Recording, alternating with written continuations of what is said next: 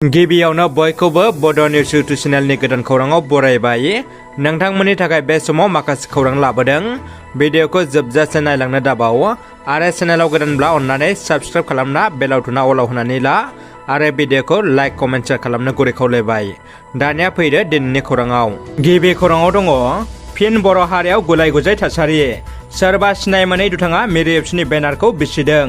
बिटिआरआव गले गले बेनार बिसिनायनि जाथाय। बिटिआर खुंथायनि बानजायनायाव सोलिबाय थानाय आइएसपिएलनि गेलेनाय बादायलायनाया जोबैयावनो गोबां जायगायाव बिटिआर खुंथायगिरि सुबुंफोरनि बरायनाय बेनार होनायखौ बिसिनायखौ नुनो मोन्दोंमोन। थिग बेबायदिनो दुलाराय बर' फरायसा आफादनि 55थि बोसोरसालिया जथुम्मानि थाखाय डिमाकुसनि सुख्लाय दालां सेराव फोसावथाय महरै होना दोननाय बेनारखौ सोरबा सिनाय मोनै दुथांफ्रा हरनि समाव बिसिना गालांदों। बे जाथायखौ गोबां सुबुंफ्रा गोख्रों रावजों सोंखारिदों। इउपिपिएल लाइमोन दैदेनगिरिखौ सेन्देलनि माला। इउपिपिएल इउथ प्रेसिडेन्ट राजा ब्रह्मआ गावनि न' खाथिनि बुरै आइजोनिफ्राय मोना समाव फैसा खावनो थांनाय समाव बुरैनि गोदनाखौ हमना बुथारनो नागिरदोंमोन। नाथाय न'नि मानसिफ्रा दावराव जानायखौ मोनथिनायनि थाखाय सिखाव राजाया गिना खारो। अखानायै गामिनि मानसिफोरा राजा ब्रह्मआ टेक्सि बुजायो आरो सेन्देलनि माला गानहोजायो होनना मिथिनो मोनो। प्रमद बर'आ फरायसालिफोराव दावबायहैदों। बिटिआरनि गाहाय प्रमद बर'आ दिनै बाक्सा जिल्लानि निकासि एसएस फरायसालियाव थांना फरायसालिनि खामानिफोरखौ नायगिरनाय जायो।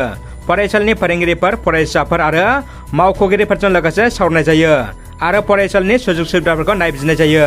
दायनिगिरिखौ दिहुनना साजा होनो एबसुआ दाबि खालामदों। आनन्दराम बर' एकाडेमिनि बिए थाखोनि फरायसा, क'क्राझार टेङापारानि थागिबि महिम चन्द्र बसुमतारिनि फिसाज्ला कृष्ण कुमार बसुमतारिखौ बुथारनाय दायनिगिरिफोरखौ हमना थार बिजिरनाय मोननांगौनि दाबिजों क'क्राझार जिल्ला एबसुआ आसामनि गिबि मन्थ्रि डक्टर हेमन्त बिश्व शर्मानिसिम गांसे गोसोखांलाइ दैथायहरदों।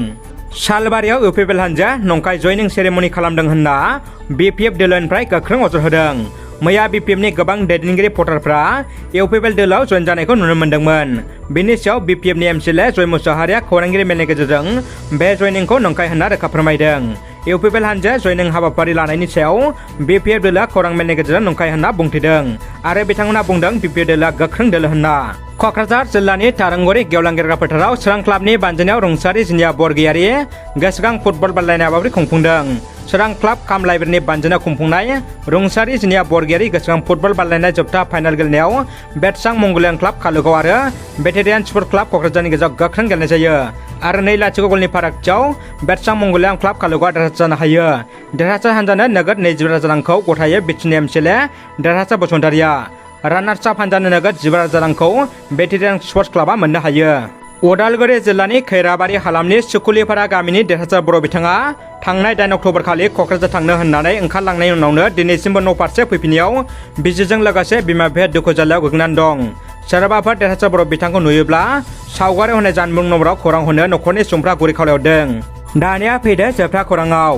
बर' सावथुन मुलुगनि मुंदांखा फावखुंग्रि करिश्मा बर'आ मुसलपुर बाथौपुरि डिस्ट्रिक्ट स्पर्ट्स कमप्लेक्सआव बिटिआर सरकारनि बानजायनायाव सोलिबाय थानाय आइएसपिएल सिजन 1 फुटबल बादायलायनायाव लैहोर लैहोर फैनानै बाहागो लाफैनो बयखौबो खावलायहरदों। बे जोलुर गेलेनाय बादायलायनाया फैगौ 18 अक्ट'बर 2022 खालाराव Tripura tribal areas autonomous district council आरो डिमा हासाव अट'नमास काउन्सिलनि गेजेराव बेलासिनि 2:30 रिंगायाव जागोन। फुटबल मेचनि 3थि साननि गेलेनाय बादायलायनाया मुसलपुर बाथौपुरि डिस्ट्रिक्ट स्पर्ट्स कमप्लेक्सआव Tripura tribal area autonomous district council आरो डिमा हासाव अट'नमास काउन्सिलनि गेजेराव बेलासिनि 2:30 रिंगायाव जागोन।